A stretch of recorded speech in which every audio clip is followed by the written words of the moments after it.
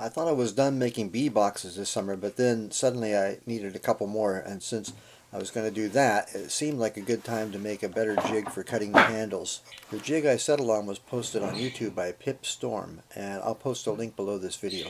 In my last video I explained how we have different types of handles on our boxes. The ones screwed onto the sides are quick and easy and work well, but kind of get in the way when storing the boxes or when insulating the hives for winter. I cut some using the router. They're okay, but when I'm working I have been known to pick up the box the wrong way, whereupon the frames and the bees come tumbling out, and that's never good. The ones I like are the cove cut ones that we have on some of the boxes. They look nice and are impossible to pick up upside down. I needed several minor modifications of Pip Storm's methods to work on my old table saw, mainly in the way that it clamps to the rib fence. For now I've made some pencil marks on the rib fence to note where the center of the blade is.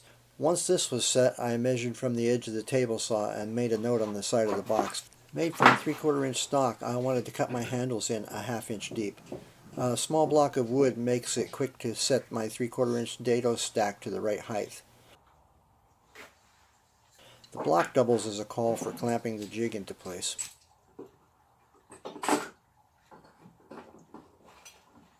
The jig goes together fast, and now it's time to cut some handles.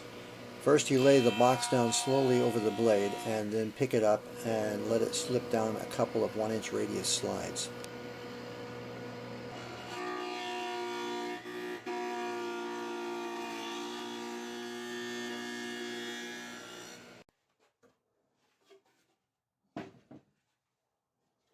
To accommodate the narrow side of the box, a couple of spacers with their own 1-inch slides are slipped into place, and here you'll notice that I made a few changes from Pip's on how they are attached, though both methods work just fine.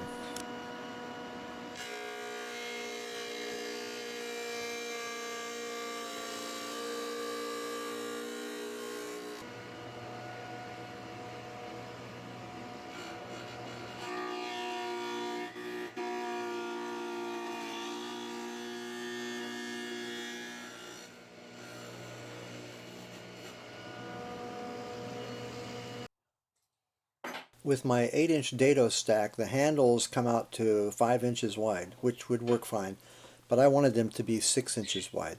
I'll do the same process to each end of the handles that I just cut, moving the jig 1/2 inch each way of center.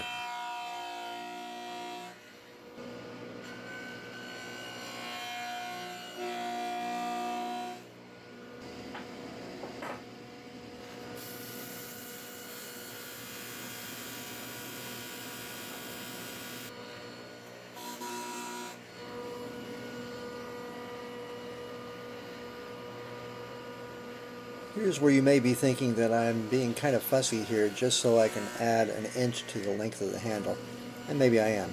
Either way it would work okay, but you can see here the difference, and it's more than you would think. With the handles cut, the box is ready for painting and to be put to work. I'll put this handle on all future boxes, and as opportunity affords itself, I'll probably change out some of the other box handles. I like the way they look, and they work better, and they're just so darn fun to do. And thanks again, Pip Storm, for a real honey of a jig.